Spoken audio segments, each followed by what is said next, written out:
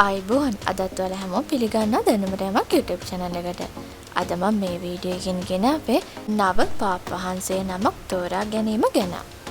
අතිඋත්තම ශුද්ධෝත්තම Francis පාප් වහන්සේ ස්වර්ගස්ථ වීමත් සමග පුරප්පාඩු වන පාප් ධූරය සඳහා මීළඟ සුදුසා තෝරාපත් කර ගැනීම ආම වශයෙන් දින 15කට පසුවයි සිදු කරනු ලබන්නේ.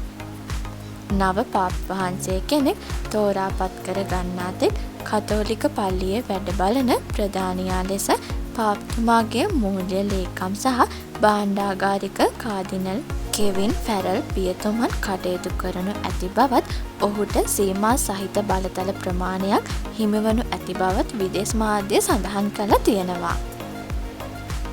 නව පාප් වහන්සේ තෝරාපත් කර ගැනීමේදී ඡන්දය ප්‍රකාශ කළ හැක්කේ වයස අවුරුදු 80ට වඩා කාදිනල්වරුන්ට පමණක් බවද විදේශ මාධ්‍ය සඳහන් කළ තියෙනවා.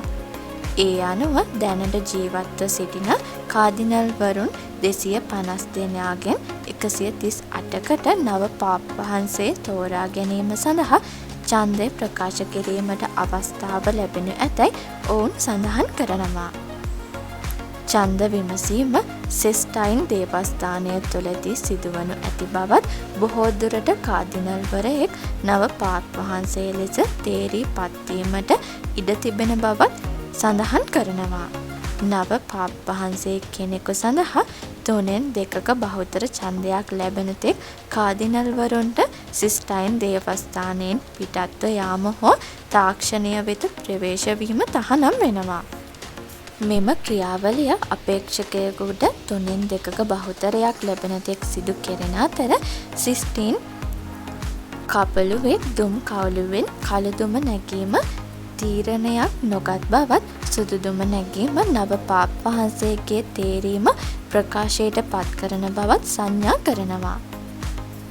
මීළඟ පාප් වහන්සේ කවුරුන් වේද යන්න තවම තීරණය කර නොමැති වුවද කීර්තිය උරුමය සමග පෙළගැස්ම ආදී සාධක පදනම්ම ප්‍රමුඛතා ලායිස්තුවක් ගැන කතාබහක් ඇති වෙලයි තියෙන්නේ.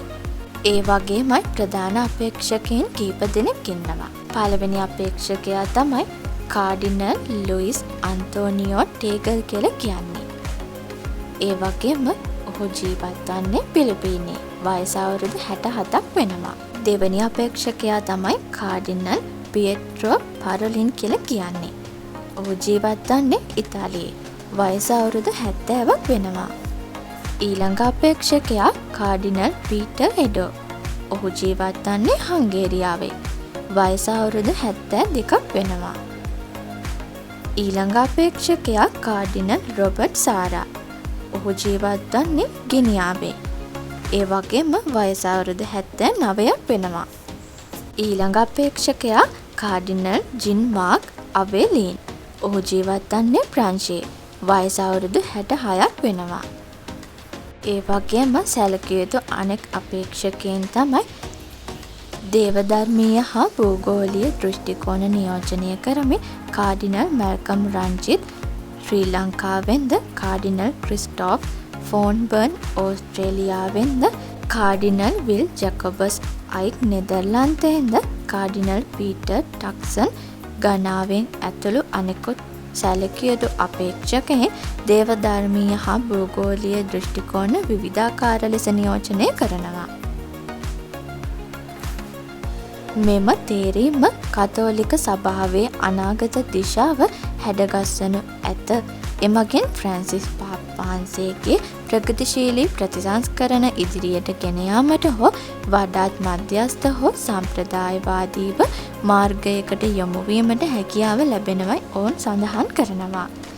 කාඩිනල් ලුයිස් අන්තෝනියෝ ටේගල් දැනට ප්‍රමුඛස්ථානයේ සිටින අතර යුරෝපය ආසියාව හා අප්‍රිකාව යන රටවල් වලින් තවත් ශක්තිමත් අපේක්ෂකයන් කිහිප දෙනෙකුද තරඟයේ සිටිනවා.